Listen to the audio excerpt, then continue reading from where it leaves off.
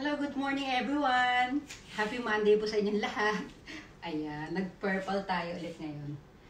At ito po ang ating tasa for today. Wala akong tasa nakakulay nito. Mamaya mamimili pa tayo. Ayan, ito po ang ating outfit for today. Dadalhin ko mamaya si Brandy sa, sa trimming. Ayan, may pa off shoulder. Ayan. Ganyan po siya, guys. Diba? Siyempre, kailangan natin model-model ito. Oh. Magdadala lang ako kay Brady sa training ito yung ating bag, di ba? Siyempre, mainit sa labas, ubarin natin yan. O, gaganyan natin yan. O, pak!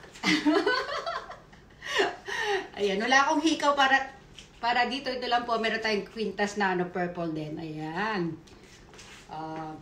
Bye! Abangan nyo mamaya!